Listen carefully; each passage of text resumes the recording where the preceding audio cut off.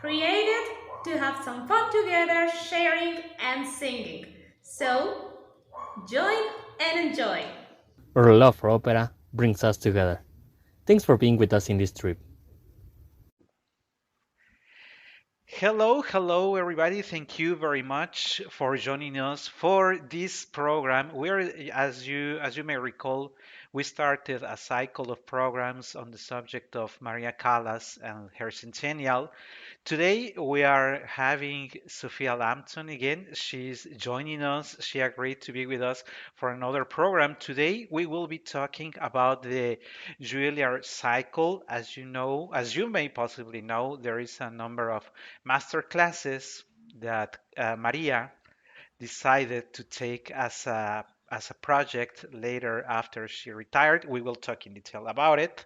Also, I wanted to thank people who are listening to us now, over 68 countries listening.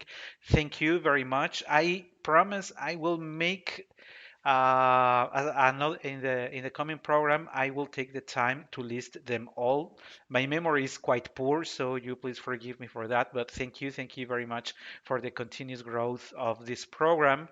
Um I know that we have reached countries that we never dreamt we would be able to reach. So thank you again. We will never stop thanking for these messages that you have been sending us through email as well. But why don't we let's get started? Sophia, thank you very much for joining us again. And now with a very interesting subject. Thank you so much, Ricardo. It's my pleasure to be here. And so, why don't you share with us a little about of what you know? How did the Juilliard classes came as a project? How did Maria feel initially about it? Some of those things, because sometimes people think that they just see the announcement, oh, Maestro Rice or Maestro Kraus or whoever the singer is will be running some master classes in Vienna next month, and people think that this just happens to be it just happens out of nowhere and everything is ready. But there is lots of preparations and conversations before such events happen. So why don't you share with us of the information that you have of what happened before we could have Maria in front of that number of students? Well, there's a relatively long lead up to this because looking back as early as 1961, one of Maria's friends, Lady Dominique Crossfield, who was a British aristocrat, was trying to persuade her to give masterclasses in London. And they had a bit of a correspondence about that. But at the time, she wasn't that interested. Generally, I think Callas was not. I don't think she had an inclination to teach that I know a lot of, well, not a lot, but there is a portion of singers and actors who really want to transmit what they know. And I think who are sufficiently interested enough in young people to want to help them grow. And to be honest, I don't think Callas was that kind of performer. But she didn't retire after 65, but her voice was in so poor a condition that she did not continue giving full operatic performances or concerts for that matter until the big comeback tour with Di Stefano in 73, 74. So the idea of Juilliard classes came about when Callas met with her longtime friend, music critic Irving Culloden, who wrote for the Saturday Review. And he was friends with Dean Peter Menon, who was the president, the dean of the Juilliard School at the time. And they discussed the possibility of masterclasses. But before that, she had also been contacted by Max Rudolph, the director of the Curtis Institute in Philadelphia. And her first experience giving something like masterclasses was in February 71, early February, when she went there to the Curtis Institute. She later said that the singers selected for the class were too inexperienced for her to be able to impart much knowledge to them. And it was an incredibly awkward situation because she left prematurely. So she left before that the days of masterclasses were complete. And the director didn't know what to tell the students. So Max Rudolph, the director, told them, oh, she's definitely going to come back. We just don't know when. And instead, Callas went on a ski trip to the Magic Mountain Ski Resort in Vermont, even though she couldn't ski. So it was a very last minute kind of excuse that didn't, it's not very justifiable. The real reason was she did not want to tutor these students in voice. At the same time, there was a big press conference held in, I think it was it was later on. So it must have been around the 6th of February, 71, at the Juilliard School about this possibility of masterclasses. So there was a lot of hype about it before it was even confirmed. And she said she wanted to impart what she had learned, especially the bel canto training, the technique.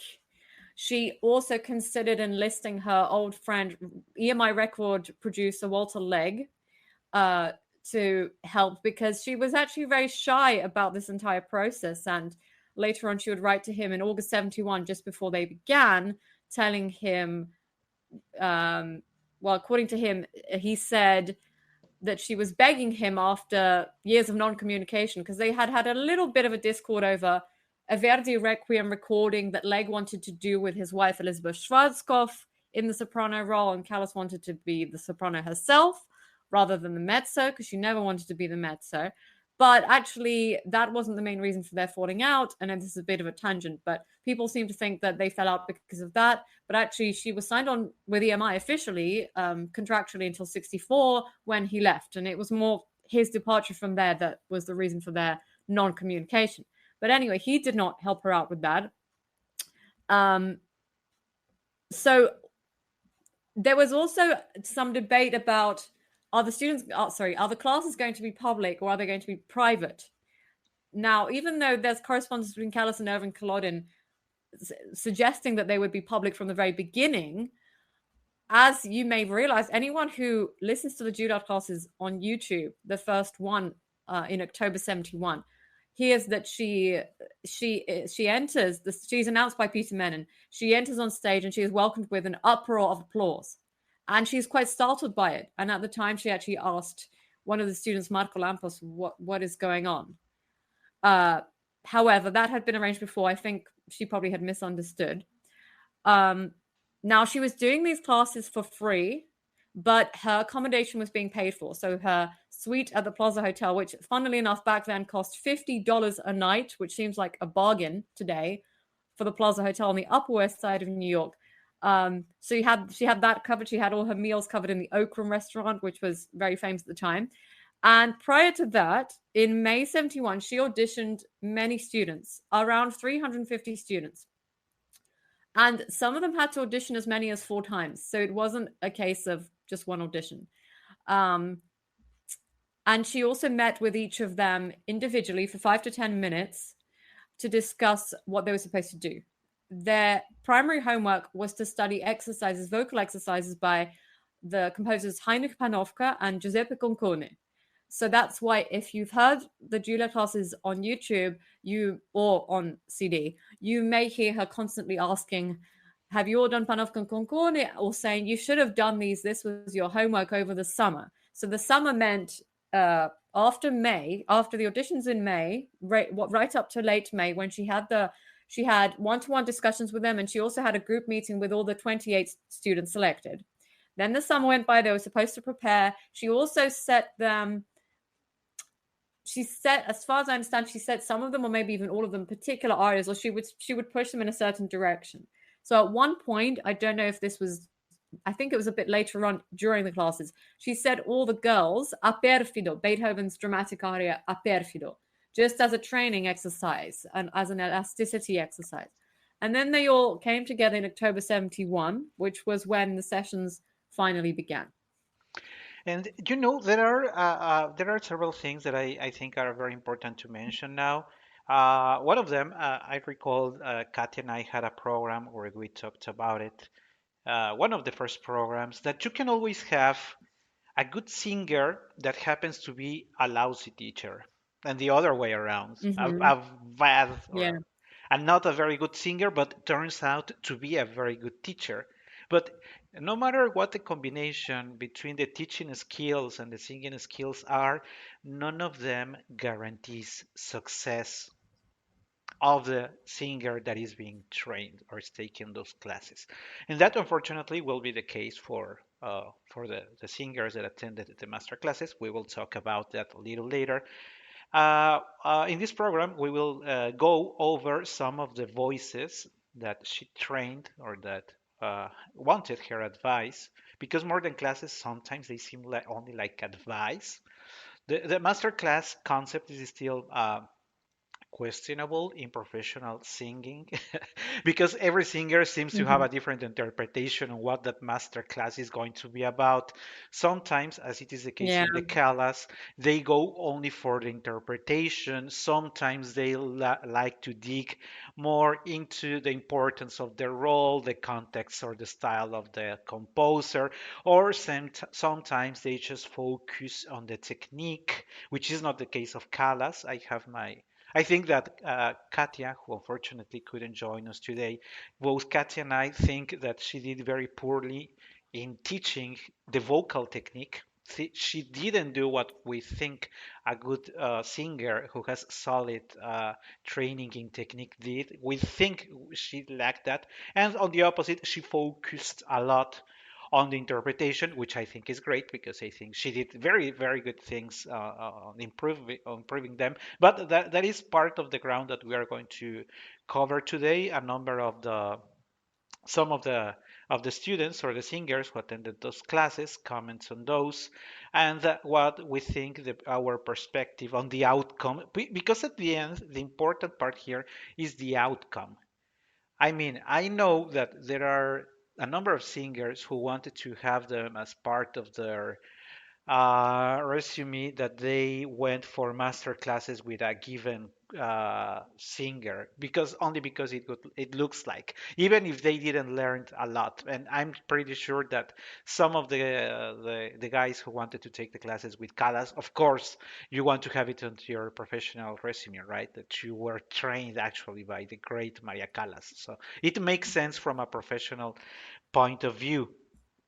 If, and you already mentioned it, they were ready not only from the first approach, but the 28 selected.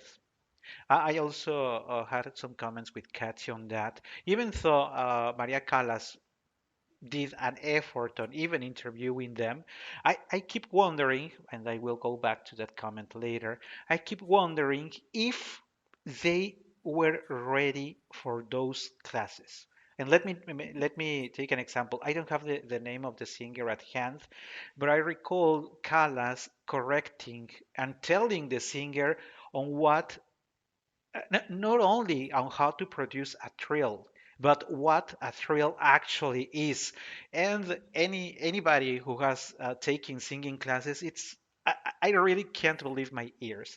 How is it possible that you dare to take a master class with not with anyone, but with Callas, and not even be able not only to produce a thrill, but not even knowing what a thrill is and what the possible variations of thrills are. If you tell me this is a first year student of singing, I would say, okay, because he's just learning the basics of music theory. But and some of them I understand that they were already pursuing some performances in some places.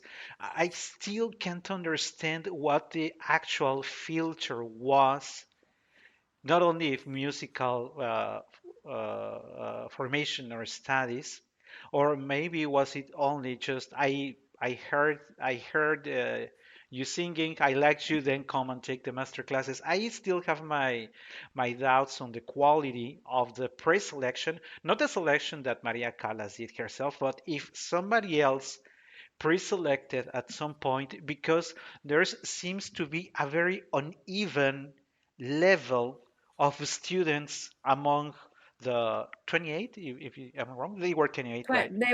They were originally 28.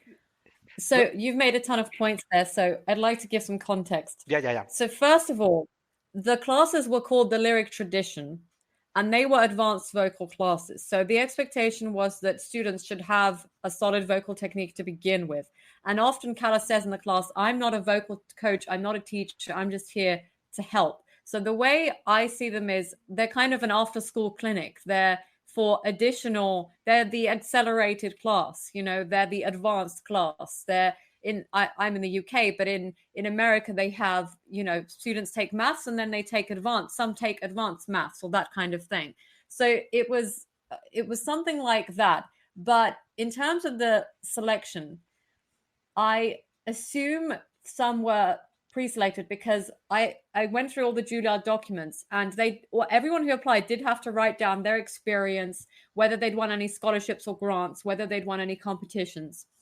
Something I noticed though, and I have to say that I disagree about vocal technique. There are several sides to this that would take a long time to get into. But on one hand, yes, she's not teaching them vocal technique from the very beginning. On the other hand, she is correcting them when they make a mistake. And in terms of the singer who didn't know how to trill, I think I know who you mean, but I'm not going to mention this person's name, because I think this person's still alive.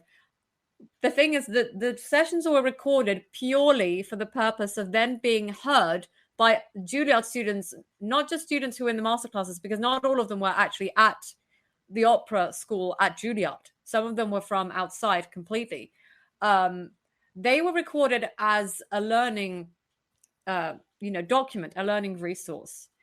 And a lot of the time you can't hear the students speak very well. You can hear Callas more because the tape recorder, which is just an ordinary tape recorder, it's not a professional, it's not a professional setup. It's closer to Callas than it is to the students. So I'm pretty sure the student knew how to trill, but Callas, she wasn't a natural teacher. So she wasn't always entirely sensitive or aware of what the students knew. And sometimes I do hear her getting a bit annoyed and coming to a conclusion before the student has had an opportunity to say, yes, I understand, or yes, this is what I've learned, let me tell you.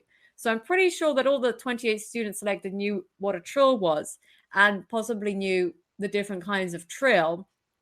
Now, the people who applied were from completely different experiences. And something I actually found out whilst preparing for this podcast is more than I knew when I wrote my book, because when I wrote my book, I used a document from the Juilliard archives that said that the singers were between the ages of 23 and 38.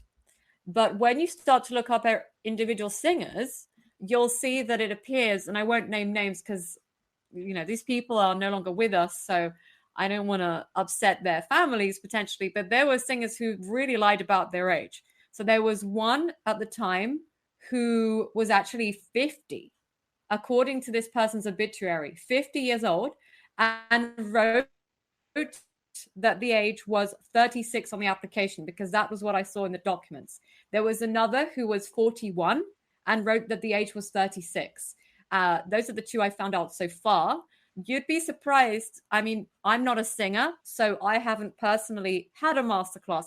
I've attended a masterclass that was public, but I don't generally know whether it's common for 37-year-old singers to turn up at a masterclass.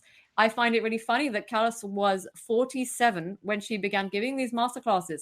And one of the students who was later actually dismissed, because a few students were dismissed, mostly because they didn't show up. One of the students was older than she was, which was very interesting.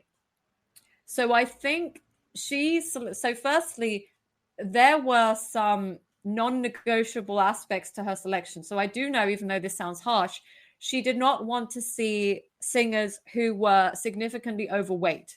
So I did hear from, I think Barbara Hendricks wrote in her memoir that if someone showed up and was significantly overweight, she just pretty much didn't hear this person sing.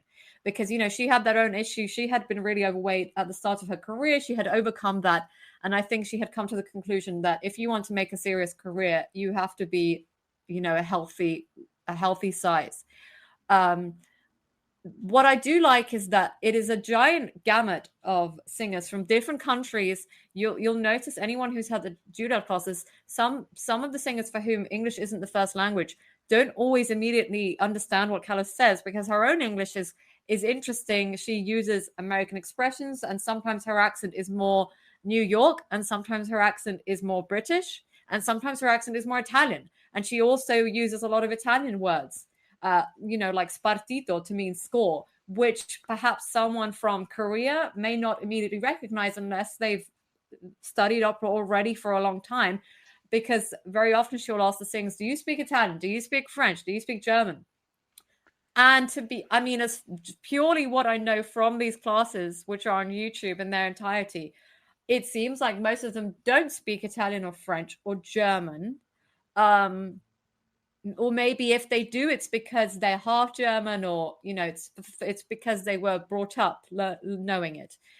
Some of them, I will say, you mentioned the success, so I would like to say that the selection, whilst seeming strange, it did seem like one of the best selections, because I haven't heard hundreds of masterclasses, but very often you'll look up lists of students in masterclasses and none of them will have made a career. Whereas here it was more than 28 students, because some got dismissed after the first round of 6 weeks from October to November 71. So it probably totaled about 36 different students altogether. But that yielded Barbara Hendricks, Willard White, who became very successful. I think he's still active and he's about 76 now. And Sheila Nadler, who made quite a good career, and then also quite a few pedagogues. So regardless of what you think of their singing, or I think of their singing, Lou Bucharesti taught voice until she passed, pretty much, or I don't know, until very old age. Maria Elena Guinev also became a pedagogue in Chile, where she lived. Marco Lampas, I think, still teaches voice together with his wife, who's a soprano. And some of the careers, we'll get into this more deeply later on, but some of the outcomes were more to do with the students' own choices than lack of strength. So Barry Smith, the soprano, decided not to make a vocal career, even though she'd had a residency at Houston Grand Opera. She became a psychotherapist, that was just her choice.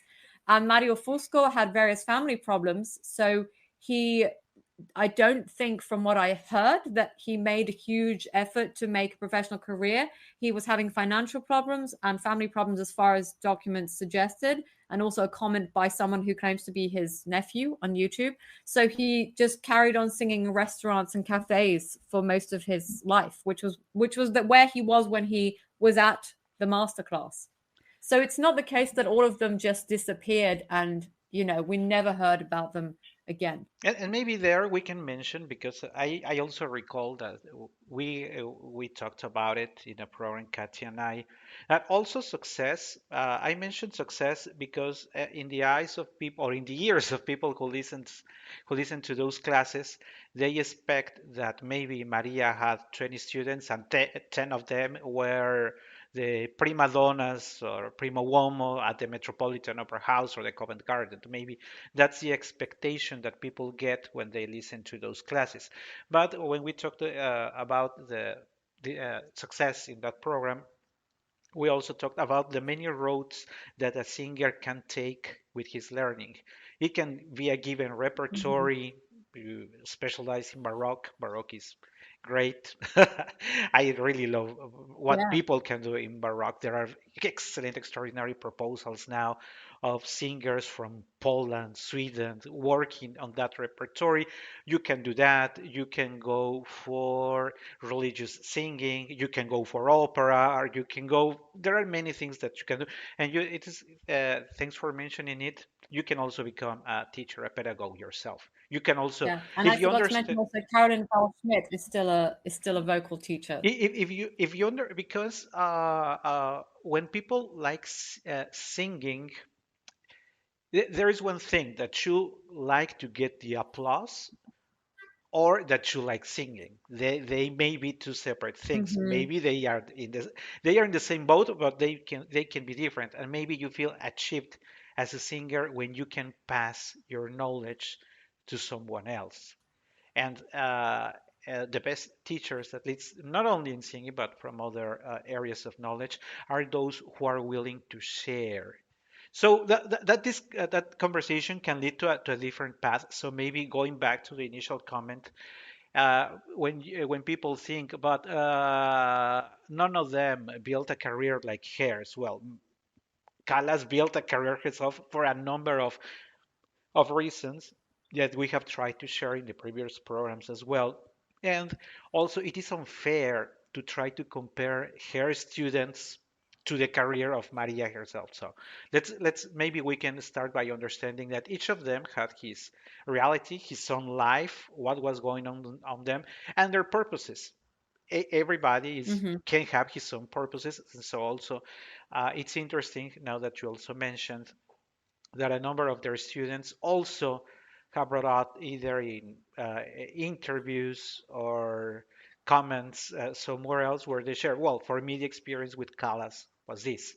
While for another student, and it is also valid because I know that there are a number of singers who listen to this podcast because a couple of them have written emails to us. So I know part of our audience are singers themselves. And it is valid that they say, I attended a master class in my country, and the truth is that I didn't learn anything. Hmm. My expectation was this. I left the master class only with that line in my resume, but truth is I didn't learn what I expect to learn. And that is also valid because Maria Callas, besides having this passion for bel canto, which we talked about in the first program, and who was very interested in the interpretation, in understanding the style of the singers.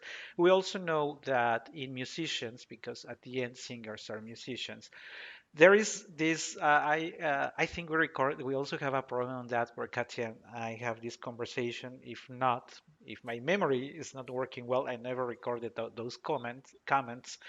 I have a good number of friends who are also musicians, and there seems to be like this group of musicians who like to be technically perfect, even if they don't transmit any emotion. And there is like this other group of singers, maybe closer because Callas was also very demanding, technically speaking, but she put lots of attention into interpretation. But this is despair. Oh, she's hesitating, or she's excited because of the love for someone else. But for musicians who are into technique, who are deeply into technique, for them, emotion is secondary, while other singers, emotion is primary, using the technique. Not putting away technique, not getting rid of the technique, but the technique is seen only as a medium to transmit, to pass those emotions and passion, which seems to be more the case of Callas. And I think that's what one can see in her classes because she could spend hours. Now that you mentioned Panovka and Conconi, even though she insists 2 or 3 times on and she is really disappointed that they are not following her Hmm. advice. And before I forget, because that also has to do with the fact that some of the vocal teachers of the singers were upset, did not really agree with Maria's comments, uh, but that happens all the time.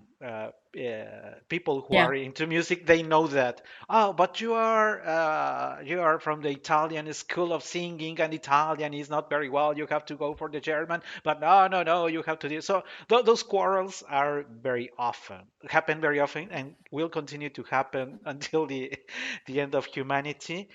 But the book of Panofka and Conconi, it is true that it is not that often used.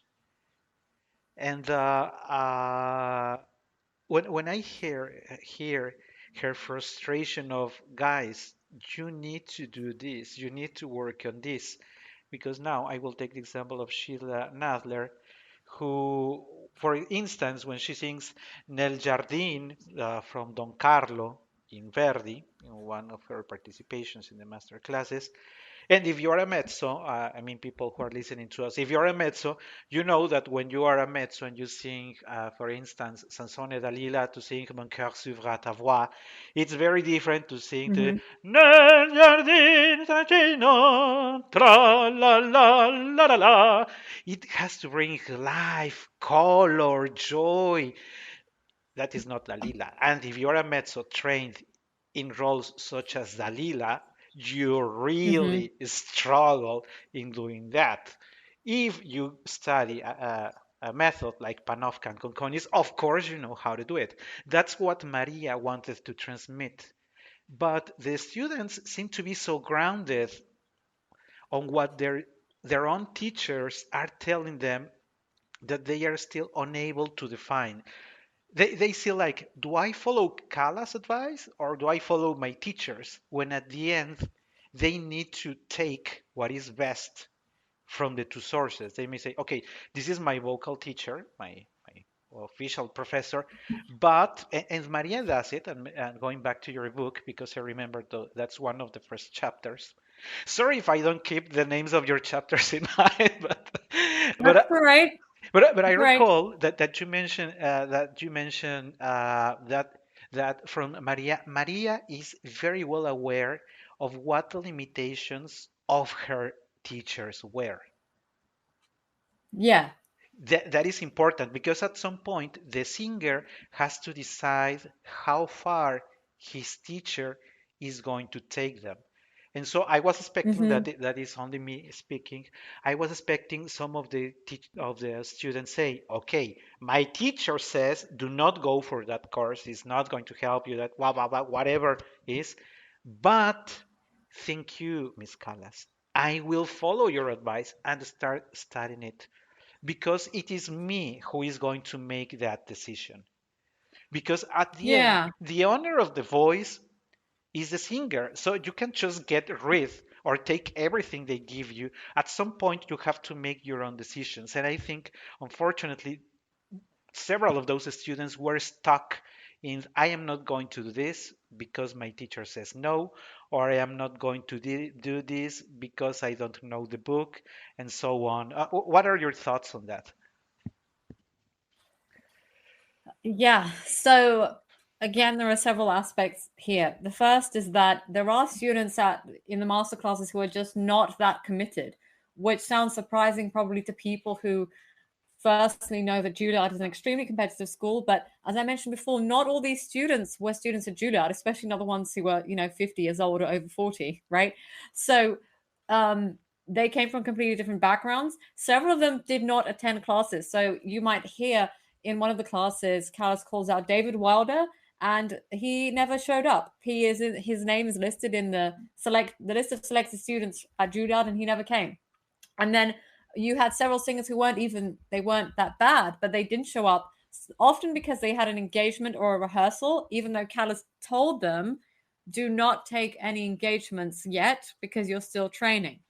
There was one exception that she mentioned, that Anita Terzian, a soprano, she allowed her to do a concert during the master classes, even though she had that role.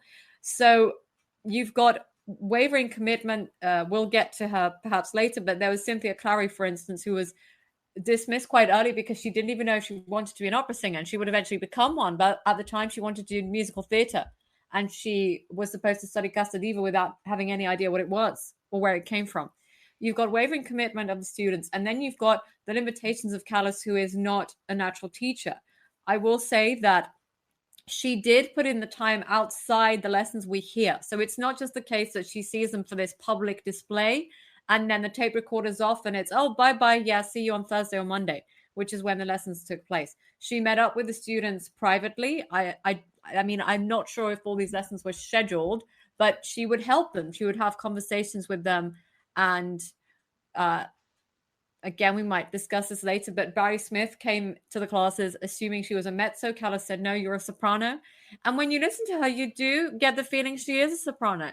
So some other teacher had made that mistake there. She also prepared the students in advance of a student production of La Boheme in February 72, which was supposed to be conducted by Thomas Shippers, with whom she had worked herself. But when he couldn't conduct, she apparently heard James Condon, who would later create an international career, conducting, and said to Peter Menon, this is your man. Although his widow, Georgianne Menon, had disputed that to me and said, no, it was more Peter's decision, but she seemed to have an input there. So she also talked to them at length on the phone. Yeah, I wanted to mention that as well. So there's a lovely letter from Luba Cheresky to Callas saying, thank you so much for reassuring me on the phone last night. I was unsure about what I was doing and you've really helped. And also, there were other messages from other students, Sheila Nadler, Anita Terzian, Christmas cards, and Barry Smith as well, saying, "Thank you so much. You've really given me the confidence." So she has limited she has a limited impact on what they do overall. How that is affecting their technique, whether it's improving it or not, is a very interesting question. I'm a classical music critic, but I only trained in voice until the age of 16, so I never trained professionally, not even close. And I'm not a very good singer. So I will ask you, Ricardo, can you tell me what Callas means when she hears that a student is singing poorly and she says, "Oh, you'll leave it for today. You're tired." She says, "You're tired." Now, is that a real thing? Because my feeling a bit when I hear that is that she relates it a bit to herself, because there were days when she would try to record, and there are recording sessions um, from 69, early 69, when she was trying to get back into recording, and you can hear her saying it about herself in the rehearsals, saying, "Let's stop. I'm tired. I don't want to go on." So is that just a polite way of saying you're in poor voice today? There is no point of continuing, or is that some kind of jargon to actually express something very distinct and technical? That is a very interesting question. I think that in the case of Maria's comments, I think it's a mix of both. Mm-hmm. Because, and that's another note that I have here, she does very strict corrections on even the use of a vowel of a consonant for some of the students that for the untrained listener would never notice. It is true. You have to, Mm-hmm. you need to have a deep understanding of vocal technique in order to say, oh yeah, it's clear that he's slurring. She likes to make that comment very often. Hey, you're slurring. You Mm-hmm. need to go direct to the note, etc., etc. But there are some other Yeah. cases where it is obvious that something is not working and she doesn't say anything that I'm Yeah. sure she noticed. So I think it was Maria Elena in Traviata, Strano, Strano, yeah, Strano, Strano, that Mm-hmm. she sings the complete scene. I have heard that recording 10 times at least. I don't see her tired. And Maria says, you seem to be tired. And I say, she is not tired. The voice is right. The breath is correct. She's singing everything. She's doing everything fine. Why is Maria saying that? And when there is Mm-hmm. another singer who clearly is not in good conditions that day, she doesn't say anything. So to me, I think we're trying to assuming what could have happened because certainly we were not there, and maybe because if we were there, maybe we could say she was. You looked at Maria and clearly she was not in the right mood that day because there seems to be at least my expectation could be if you are correcting even the slightest syllable, if not for everybody, because not everybody has the same problem, at least you have to be consistent. You are correcting the same mistake. But you cannot correct, for instance, she corrects, it's not, it's Barbara Hendricks in Qui la voce sua suave. I think it is in Qui la voce that she's Mm-hmm. singing everything with that, with the E. She's in E. She's not pronouncing the vowels correctly. And the Mm-hmm. way she speaks to Barbara, I think it's way too hard on the way she's making the corrections. But you have her favorite Mario Fusco in her first singing of La Forza del Destino to the aria for the tenor. Otto che Oh, Steno gli angeli. uh, Yeah. and he says, and that kills me every time I hear him say "sacarimi." That is, Mm-hmm. He does that. You're he right. says "sacarimi," and you say "sacarimi." What is that? That is not Italian. It is "socorrimi." It is O Yeah, E yeah, E, yeah. and he sings "saca." It Yeah, hurts you're my right. He ears to does do hear that. that. But Maria, how can she be so flexible with Mario doing that horrible thing with "sacarimi" and being so hard on Barbara with the "is"? You see, I think it is like um,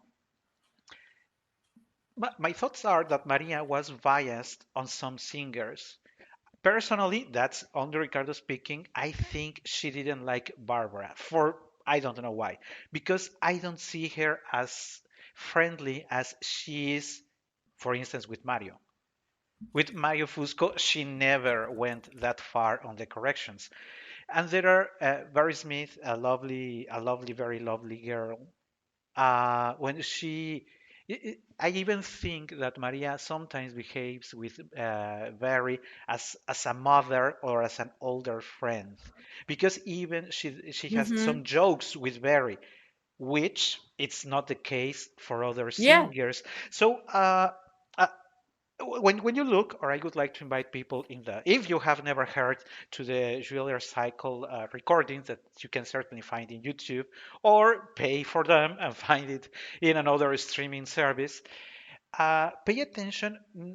There are many different perspectives from which you can analyze those classes. You can, of course, pay attention to Maria herself, to the vocal technique, to her emphasis on the bel canto or in their interpretation, or you can pay more attention to one singer or one tessitura or another. And from my perspective, what I have done lately is to see it from a bigger picture and say, okay, I can put lots of attention to this soprano or tenor or baritone, or see the range of voices that she trains and see if at least she was, if not stable, at least giving the same amount of effort in the corrections to each of them, because there are cases in Tu que Dios piegaste Lali with I forgot the name of, Marco with Lampas. Marco Lampas. She Yeah. barely corrects anything, and Yeah. it's clear to me that he needed several corrections, but Maria liked Lampas so much singing that role that she barely does 2 or 3 corrections, while in Que Gelida Manina, I mean, she was very mean at Marco with Que Gelida Yeah. Manina. So it is more Well, like it if, should be mentioned. I was just going to say, yeah, so Marco Lampas, when he was singing Che Gelida Manina, had infected tonsils. So he sounded, and I'm sure Marco hopefully wouldn't mind my saying this, he did not sound very good. Uh, but those on the same day, I'm just looking at the lists of arias. He performed them back to back on the 18th of October, 71. So he wasn't in good voice for either. And I think I don't know. I know that she eventually recommended him a doctor to take out his tonsils, but I don't know if she already knew by that point whether he had tonsillitis or not. But she clearly saw that he was not well. So I agree. I think there are points when singers don't do well, and probably she just gives up internally and she thinks, okay, I'll just correct the vowel here and I'll do a little bit there, and then let's move on to the next student. because there are places, and maybe this is one of the things that we would have loved to ask Maria herself. And did you invest that time in this given singer because you saw the potential in that singer and you said, if I invest these 15 minutes, these are 15 minutes well invested, and you said, not in this singer, I mean, it's internally maybe she thought it was a waste of time, or maybe she just liked it, maybe she was just tired, but with the expectation that you are facing uh, one of the most important artists of the past century, your expectations are that size, right? You're expecting a great result. So uh, I feel, if not disappointed, I would feel if I had been one of her students and she gave me, okay, Ricardo, you sang it well, correct here, next. I personally would feel, uh, did I did it well so that no corrections were needed? She just didn't like me and said, Ricardo is a waste of time, or what went in her mind. Well, I see that she invests 40 minutes in Sheila. So why 5, 10 minutes to me and 40 to Sheila? What is the, what are different tesituras? We understand, but why are so the time invested in each of them so different? And maybe that leads us to something that I also wanted to share in today's program, because Well, she, they did mention Barbara Hendricks. I will say that according to Barbara Hendricks' memoir, Callas didn't seem that impressed by her to begin with. So she may have been a little bit frosty with her. However, when she hears her singing Io son Milancella from Adriana Lecouvreur, she is incredibly impressed. And then Hendricks says, I'm using some muscles that I never used before. And Callas tells the audience, did you hear that? Miss Hendricks is using some muscles that she never used before. And she generally seems gleeful. So I agree with you. She is not the most professional teacher, and it's not surprising because she isn't one. So it would be difficult to expect the great soprano who dedicated her entire life to performance to suddenly be an instant professor. And she herself explains that. She says, I'm not a teacher. I'm just here to help you out. She gets a bit clumsy trying to explain it because she feels awkward. And she understands that there are some things that she either struggles to explain or that she doesn't even want to explain. So she did play favorites for sure. But at the same time, I mean, in my experience, I haven't had that much experience, but, reading about or even knowing acting and singing teachers, they always play favorites. That's a huge problem for even the biggest, the most successful and, educated teachers.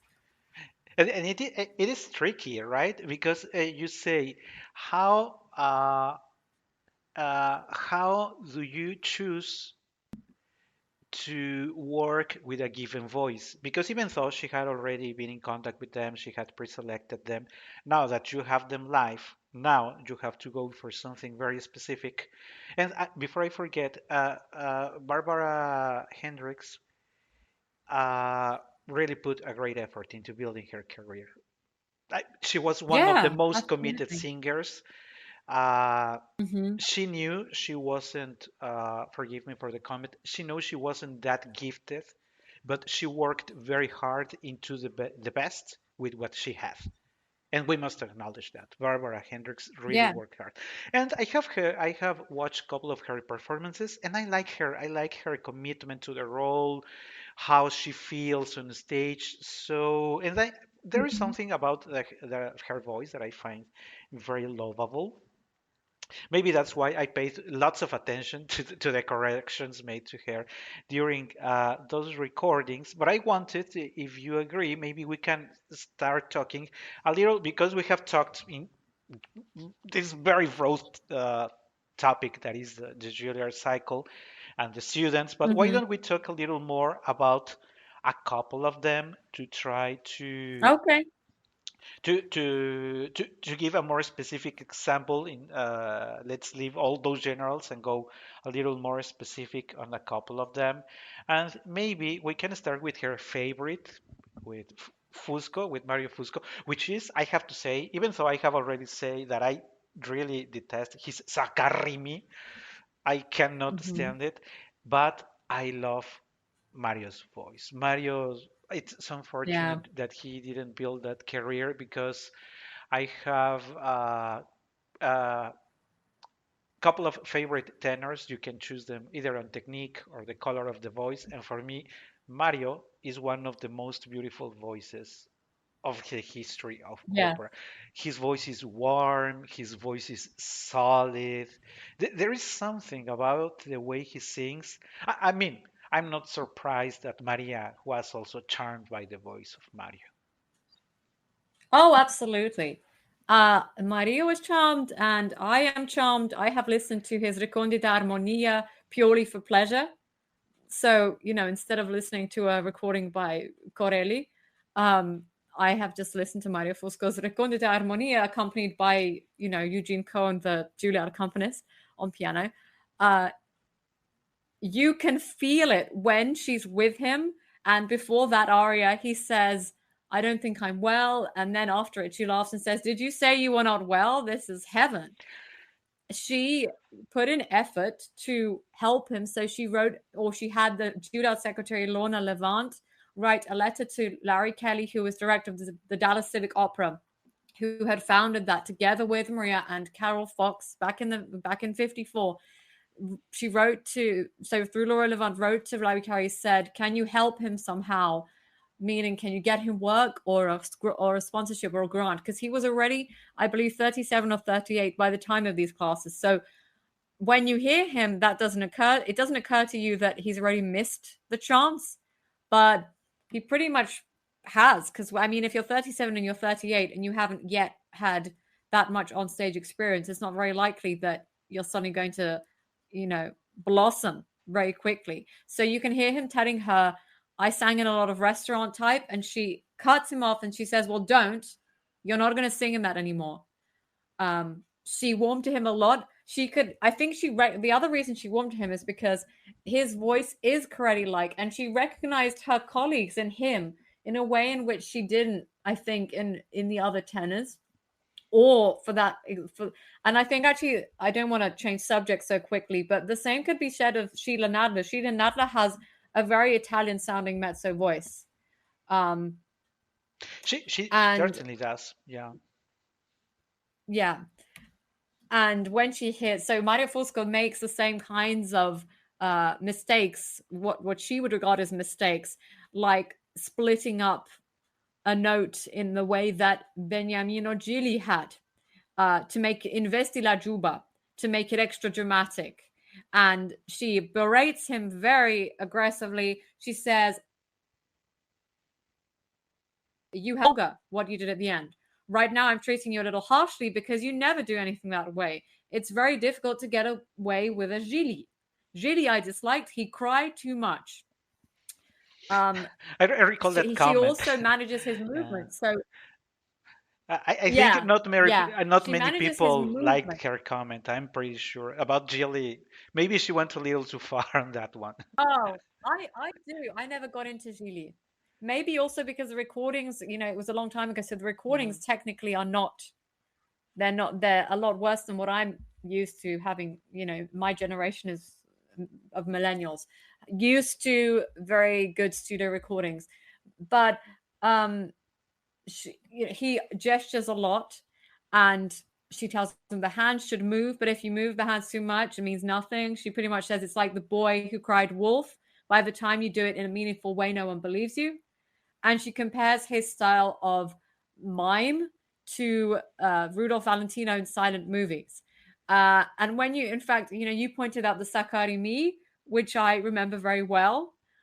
I don't know if Mario Fusco improves throughout the classes necessarily, because he continues to make similar mistakes, even though he's got this amazing voice. So I feel like Callas is. You're right. She is not as hard on him as she is on Barbara Hendricks, purely on account of the natural gift of the voice. And now that you mention it, I think still on the on our preference for Mario's voice. I think that Mario Fusco, I said, one of the greatest voices and much better voice that many. I could name 20 tenors whose voice are not as solid as Mario's was. But Mm-hmm. unfortunately, this positive preference towards him does not make him grow because instead maybe not being as hard as she was with Barbara, but she could have stopped Mario and say more often and being more specific on the corrections so that Mario can take something away. I'm not saying that the other corrections or the hands and all those corrections, I'm not saying those are not important, but I mean, to be true, and people listening to the program will agree, opera singers are hardly ever great actors. We have mentioned it also in Yeah, previous programs. absolutely. You put to all your efforts are on how is your resonator? How are your resonators today? How is the support? How is this? How is Yeah. that? That in order to sing perfectly, you need to be static like a rock because the moment you move, oh, the diaphragm has moved. And now when you move something with the hands, then the omoplates move, and then there are many technical things going on that somehow can justify or explain that opera singers are not the best actors. So I would take that, even though Maria made those corrections for him, I would take that as secondary because Mario needed slight corrections, but he got away with well, he has 5 or 6 arias, if I remember well, in the cycle, Mhm. but we didn't see him improving. Not there is not a real improvement in him. While with Barbara, there is a huge improvement from his first aria to what she does later. I mean, you see that you can Yeah. certainly see that growth. So sometimes when we have a favorite, we end up spoiling him instead of making him grow. Well, I think Mario, I mean, he was already 38. I think he already had a family by that time. So I'm not sure if additional critiques on Callas's part would have really boosted him. It's just purely judging. And again, this is purely coming from what I read actually in a YouTube comment by someone who claims to be his nephew. Uh, he ended up performing in restaurants and cafes, which suggests to me that he did not put in as much effort as some of the other singers did. Maybe I'm wrong. I don't know. He's not a very well-known person, so it's hard to find out that much about him. I read at this point I don't have the reference, but I read from a girl who happened to be her neighbor. They lived on the same. I'm not sure if she was upstairs or downstairs from his from Mario's apartment, and she shared that he sang every day all the time, and that she was so in love Mhm. with her voice. But she shares that Mario had the same kind of the same problem that Franco Corelli has. If you're familiar with that, Franco Corelli got very nervous. He was Oh, very yeah. nervous I before, know about that. Yeah, and because Mario had the yeah, same problem. So that's interesting. his comfort zone was singing. It seems that that was his comfort zone. Oh. He was naturally Now you gifted. don't hear them in the classes, even though there's a giant audience there. And it's very funny you say that because the audience did comprise a lot of really famous people, including at times Domingo, Tito Gobi, Licia Albanese, Bido Sayao, and then Michael Tilson Thomas. I think not John Barbaroli, but John Elliott Gardiner or some amazing conductors, also actors, and drama teachers, Stella Adler and Marion Sells. And I think Giulietta Simianato turned up. Giuseppe Di Stefano obviously turned up. So there was almost no class where there wasn't a hugely successful opera or drama figure in the audience. So, and you don't hear Mario being nervous at all. So it's funny that he would relate that only to the professional stage. And still on the same line of thought, getting nervous because those were my first thoughts on the lady that sings Casta Diva. I told myself, Cynthia Clary, do you mean? I don't recall her name. You might be right. I don't have her name at Because hand. there were several, I think there were two The first one Custodivas. who goes for Casta Diva, that I told myself, you really need to be brave. Now it's the opposite. Not nervous. Now you're Mm-hmm. on the opposite side of the spectrum because you really need to be brave to sing Casta Diva with the iconic Maria Callas, who was her best known role. So those were my first thoughts. You really need to be brave to do that. Yeah. And it's very funny because, so this was Cynthia Clary, who came to Juilliard to study musical theatre, didn't want anything to do with opera. And let me see, I think she said that someone persuaded her to go into it. So she was singing in the cafeteria, and the director of the chorus for the opera program came over to her to ask, "Oh, do you want to sing in the opera?"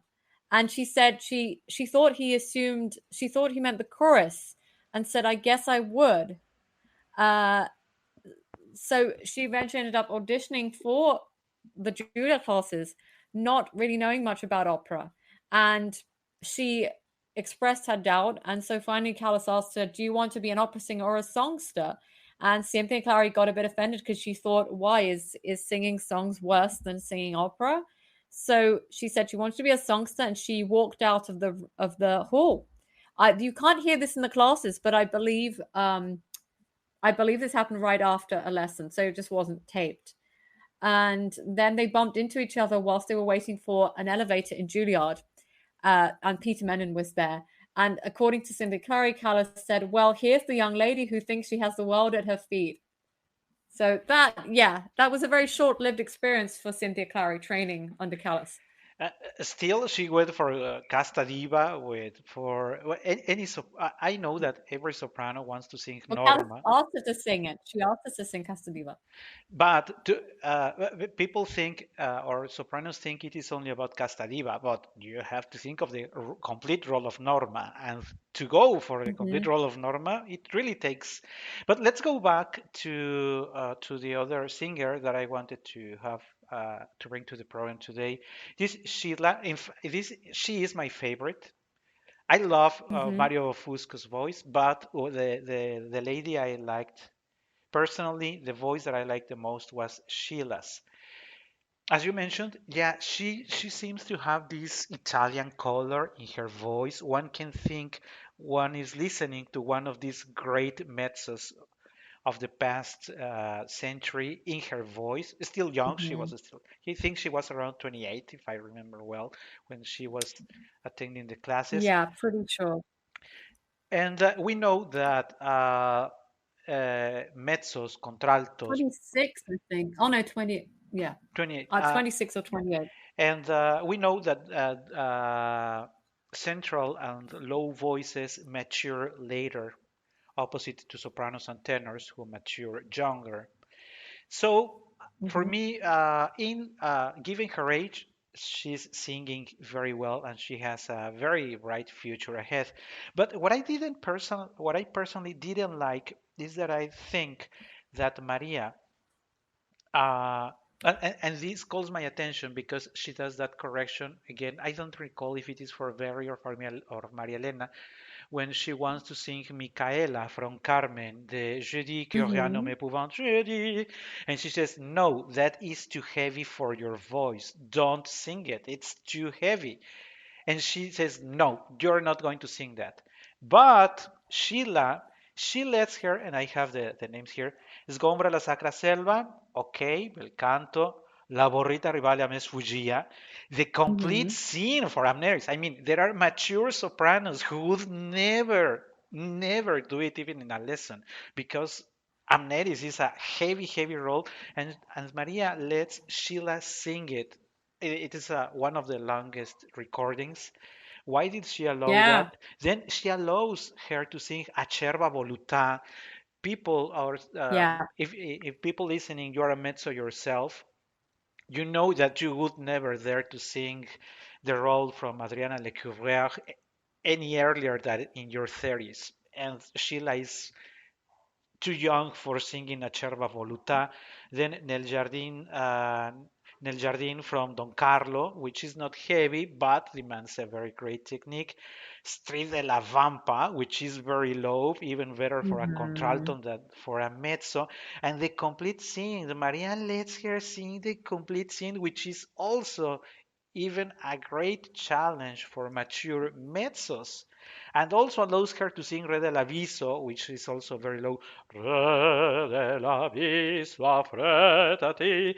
And of course, at the age that Sheila has, she's still struggling with her lower notes. And Maria says, you have to give me that soul, referring to the G. You have to sing that G. If you're a young mezzo, you know that it will take still 10 or 15 years to develop correctly those chest notes.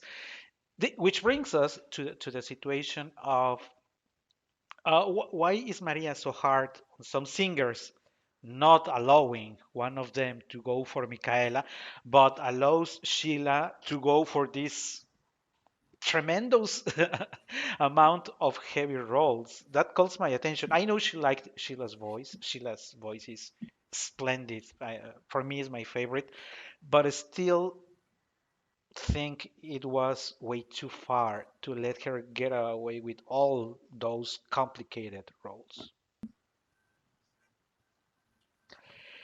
Well, you raise an interesting point about the G, because, not being a singer, I didn't know that. Obviously, a G is a really low note.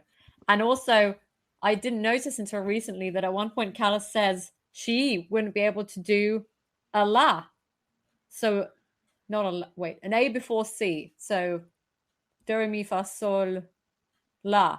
Yeah, so it's a la before a do. So is that? I swear I've heard Callas do an A below a C. Well, yeah, that is very interesting, and you also mentioned it at the earlier in the program. And Maria, even though that will be a future program, this is a spoiler for the listeners when we talk about her French repertoire and Carmen. Mm-hmm. Maria had a very well developed chest notes. For many, Yes.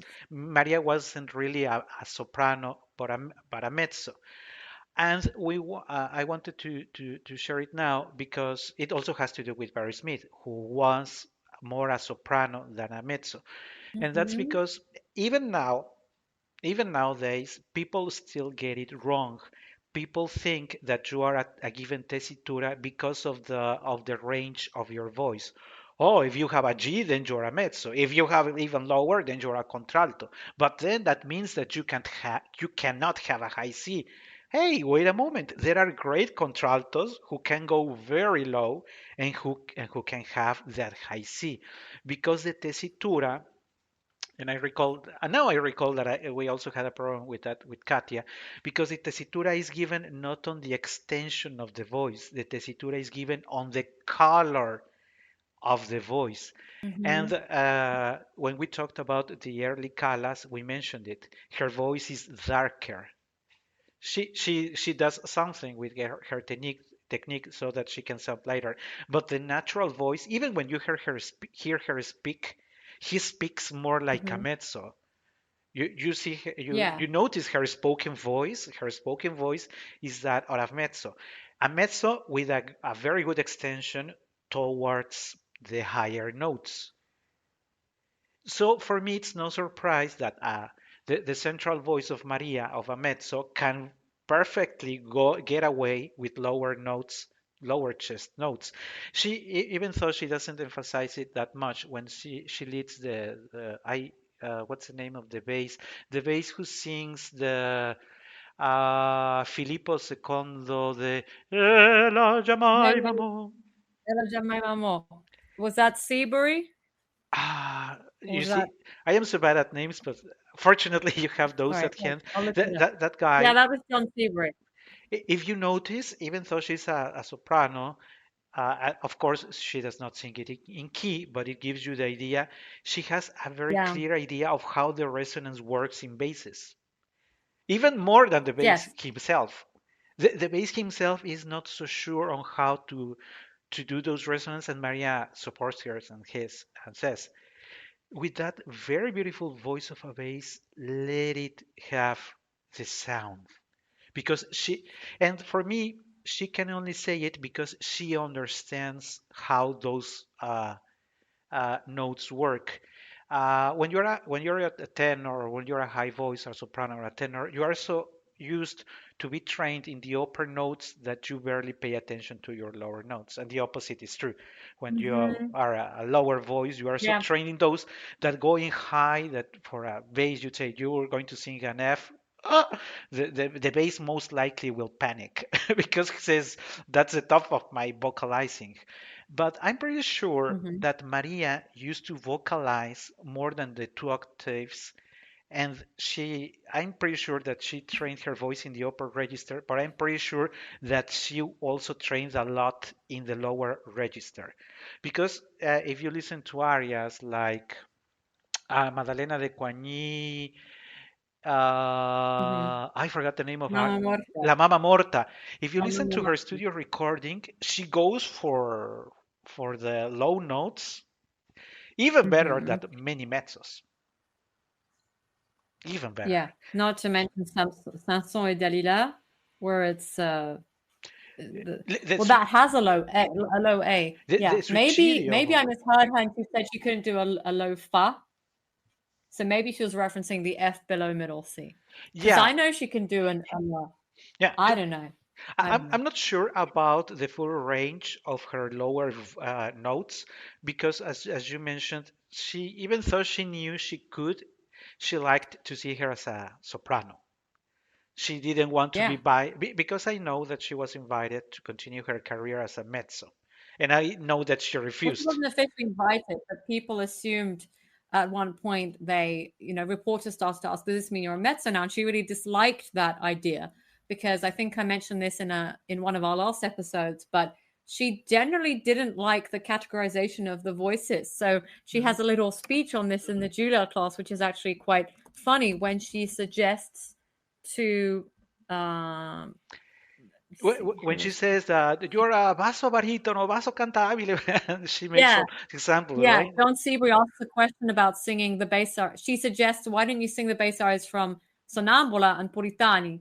And she starts saying, I cannot stand. They have today a new style of saying basso profondo, basso cantabile, basso baritono, just like they say soprano, soprano, soprano lirico, lirico leggero, leggero spinto, leggero. I don't know what. Once upon a time, once upon a Norma, Puritani, Lucia, the same woman. She's referencing Giuditta Pasta. And then she talks about Malibran. And she says Malibran did Norman Fidelio the same night. I don't think it was the same night. That would have been a bit I much. also don't But think she that probably was the means same the night, same right? week. Yeah. Yeah, that's probably just a mistake on she accidentally said the same night. So she doesn't like that categorization That is at very all, and she recent. finds it limiting. That is true. In the years of Maria Callas, and maybe we can address that on a separate program. She's part of a cycle in the history of singing, where a given technique. Those were the last years of those singers Mm-hmm. who managed to sing, if not everything, many more roles than we do now. Because after the 60s and the 70s, something happened uh, in the learning of Yeah. vocal technique that now, oh, I am a soprano, but I can only sing Mimi and maybe Liu and maybe another alike role. I am a mezzo, but I can only sing Dalila. I cannot go for Verdi and I cannot go for Verismo.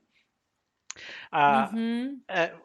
Maria is not alive now, but I'm sure if she disagrees in the 70s, just imagine if she could witness what Yeah. has happened in the world of opera in this 21st century. Of course, she would never take it. No. She wouldn't understand because that that got much worse. I mean, she didn't agree Yeah. It then, got much, much worse. and but And the as sad thing is, for instance, Netrebko tried to sing. I don't know if she finally did it. She was scheduled to sing Tosca and Trovatore, and then she kept canceling. And I don't know. Do you know if Netrebko finally sang Tosca somewhere? I think she did. I don't think I don't have a note on that. I don't think that that happened. No. So I know she. I reviewed her in Lady Macbeth, uh, and I didn't, as my review said, I didn't think she was that good in that role. So when sopranos do branch out these days, it doesn't seem to work because they don't have the complete training the way that Callas's generation did. And Joan Sutherland talked about this as well in 2007 in one, well, maybe not one of her last interviews, but it was 3 years before she died, saying that the teaching of the complete technique had gone. It certainly does. So But yeah, she was trying to preserve it in the early 70s. Callas was trying to preserve it with her students. yeah, and we're reaching almost the end of today's program, but I think we can still have a couple of minutes to talk because we have incidentally talked about Very. And to insist that I loved that lady. I think she was also a very committed student, and I think that's what Callas liked about Very Smith. She Yeah, was very transparent and you know it may have happened to you that sometimes you meet people with whom you immediately connect. And I think that mm-hmm. Very and Maria connected, even though she was not the most gifted of the students, because to be sincere, Very did not have that tremendous voice, but she had this commitment and this openness to learning that I think that's what Maria appreciated on her. Absolutely. Barry Smith would get up at 5:30 a.m. to practice the piano when she was still a high school student, and I think even younger. So she understood rigid discipline in a way in which, at least on the basis of the Juilliard classes, the other students didn't necessarily. She was very ready to conquer qui la voce, even though she'd been told she's a mezzo. So you'll hear in the classes there's a lot of repartee that goes on between them. At one point, she seems to bring something that we don't know what it is because there's no video, but she seems to bring something that's like a ventriloquist dummy, and in the hope that if Callas sings, then Barry Smith can pretend that she's singing.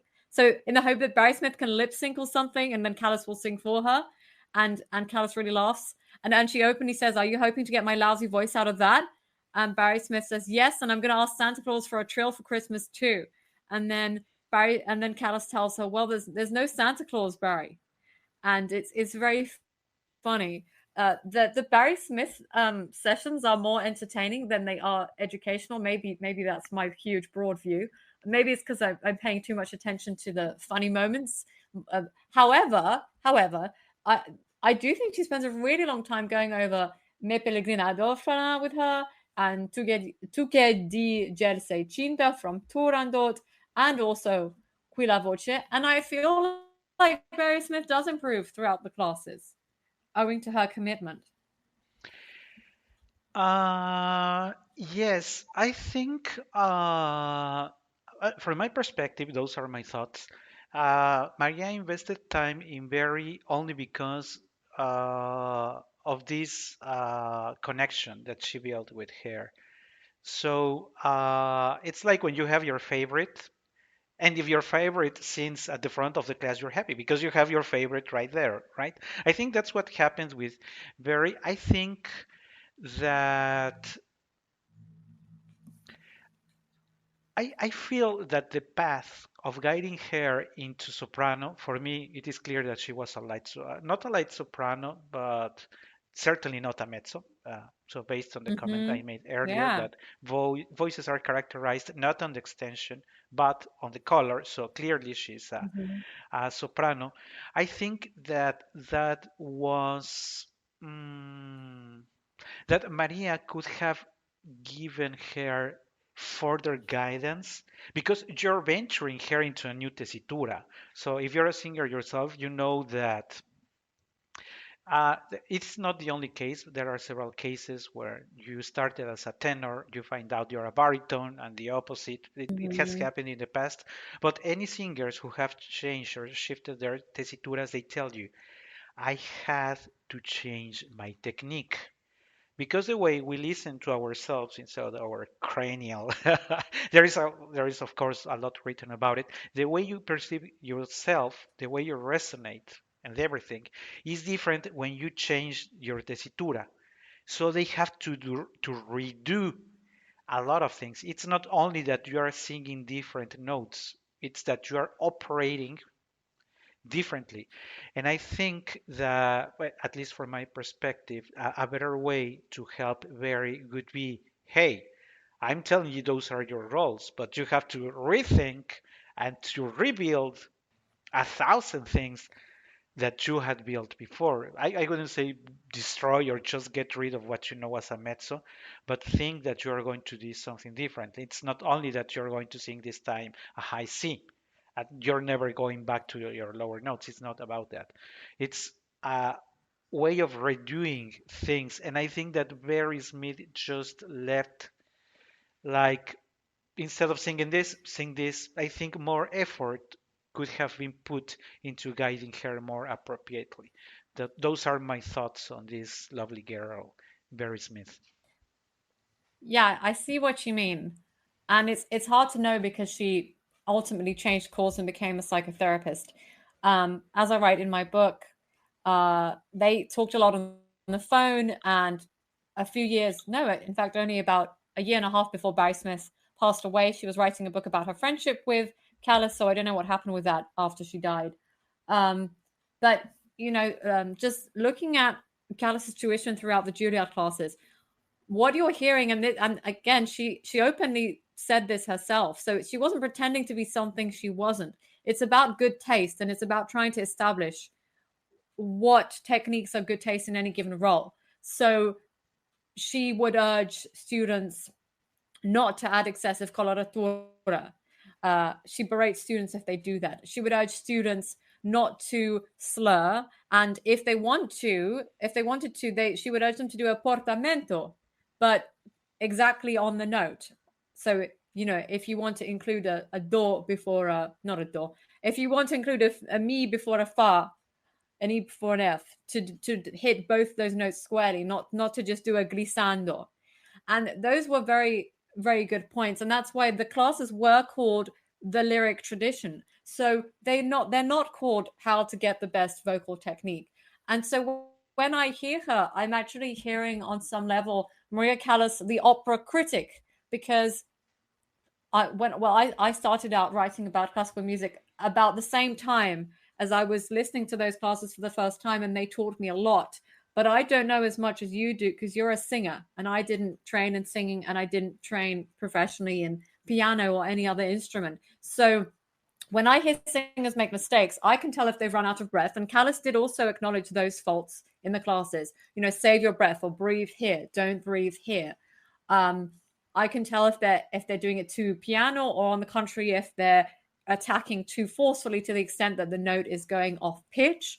And she made those kinds of remarks. But I would have no idea. I can't write a review saying this person should have used head voice instead of chest voice, right? Because I don't know if that's even possible for certain notes. So yeah, maybe she could have implemented more of that. But on the other hand, those classes were never billed or advertised as being anything more than, we're going to talk about operatic traditions so that you can find a path to create your own onstage vocal persona, with the expectation being you come to the classes with your vocal technique already almost perfect.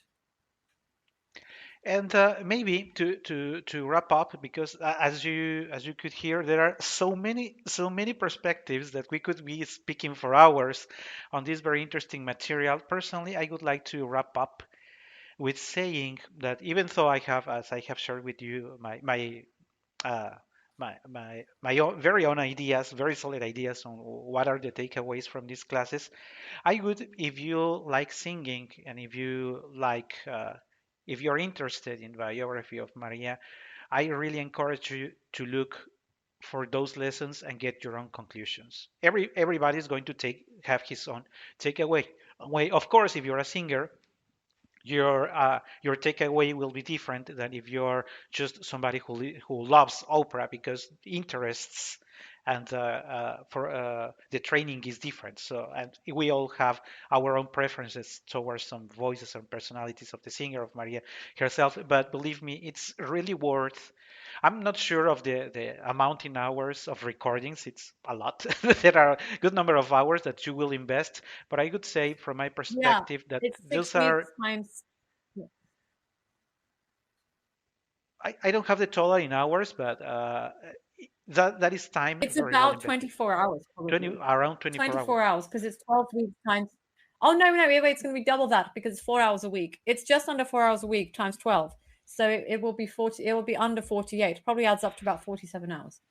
And that's, from my perspective, time very well invested. You can Yeah, focus absolutely. on her and the interpretation corrections, on the style, and there are many things that you can have as a takeaway. And I would ask you, Sophia, to share with us what also is your conclusion, your thoughts on this Juilliard cycle, and of course, to invite the audience to purchase your book. Well, I love hearing the Juilliard cycle. We forgot to talk about Callas's own feelings about the Juilliard classes. I mean, we speculated according to what she said in the lessons, but I forgot to mention that she found them quite hard, in that she would later on say you can't teach personality, and she couldn't fully impart what she had to those students. And also, she would be quite drained at the end of the lessons. So there would typically be a crowd of people wanting an autograph. when you listen to the Juilliard classes, at one point she tells the audience, don't take photos. You actually hear someone, you hear a woman come up to the stage, and then Callas answers, no, I'm not going to do a photo or something. So someone is requesting a photo at the start of a lesson, which is very, against the rules of what a masterclass should be, for sure. She felt like she had to perform in public. And Barbara Hendricks talks about this in her memoir, saying it was a different kind of teacher compared to what Maria Callas would have been as a pedagogue had the sessions been private. Now, she did initially believe they were going to be private, and I think she would have preferred that because, of course, having the audience there, she knew they were hearing her sing, which was often very embarrassing because she was in very, very poor voice, and these students who were all, far inferior to her as singers were in better voice technically, which was a huge embarrassment. You hear her playing the role of entertainer, which you won't hear if you listen to it. Or okay, I should say you won't hear as much. You still hear, if you listen to Susan Graham or Joyce DiDonato giving masterclasses today, they also play the role of entertainer when it's public a bit. But Callas has got this whole reputation. And, when she references something that happened, she says, I ordered a cognac before the Celli Azzurri in Aida. Or not necessarily before the Celli Azzurri, but she was in Turin doing Aida. She ordered a cognac to calm her nerves. And Maestro Serafin comes to me and says, oh no, not Maestro Serafin, but the cognac goes past Maestro Serafin's dressing room. He asks, who's this for? And the person bringing the cognac says, this is for Miss Callas. And Callas has to tell the audience, I was Miss Callas then, I am Miss Callas now, which is this sly reference to, her separation from her husband and everything that happened then. That's the kind of thing you're not going to hear typically, probably in a masterclass from Renee Fleming or Joyce DiDonato or Susan Graham. Probably you're not going to hear that. So there was this huge onus on her to perform. And then at the end of the sessions, when people would come up to her, she wouldn't apparently make an excuse to leave because she just couldn't handle the pressure and the publicity. So at one point she was with her then friend, music critic John Ardoin, and she would say, he and I have an appointment, but actually they didn't have any kind of appointment. They were just going to, leave together, but that didn't mean anything because she was exhausted. And also Marco Lampas, who actually coincidentally, completely by coincidence, was also her chauffeur as well as her student, would say, he would write in his book, My Life in America and What Maria Callas Taught Me, that she was completely exhausted. All her energy was depleted after the classes. So it was very, very hard for her. So I hope that people listening, even if they have their critiques and reservations, I hope they understand that this was not her natural environment being a teacher. So it's not that she's, an attention seeker and she wants to draw the attention away from the students. I don't believe she wants to do that. I just think she doesn't always know how to behave as in this new role, which is completely new for her. I have a whole chapter devoted to the Juilliard Chronicles in my book. It's called Inside is Your Mirror, because the soprano Pamela Hebert asked her, is it wise to use a mirror as a singer to monitor your facial expressions? And she said, no, dancers do that. We don't do that. Our mirror, she eventually says, inside is your mirror, which is why the chapter is named for that quote. So my biography, which came out on her birthday in December, on the 2nd of December last year, is called The Callas Imprint, a Centennial Biography. And if you have access to Amazon, even if you're not in an Amazon territory, even if you have to use Amazon.com, or if, for instance, you live in some parts of Belgium and you can order from Amazon.de, even though there is an Amazon.be, you can buy the paperback. If you don't have Amazon in your country or no access to it whatsoever, you can still get the ebook on Google Play or Apple Books or Kobo if you have that in your country. And also for American readers, it's available on Barnes & Noble Nook and obviously Kindle, where Amazon is present. And I would like to invite you to share your thoughts on today's program. Remember that you can send us an email, operawheelofsinging@gmail.com. We'd love to hear from you. Thank you very much, Sophia. Thank you very much, everybody. And we'll be talking very soon. Thank you for having me, Ricardo. It's been a pleasure.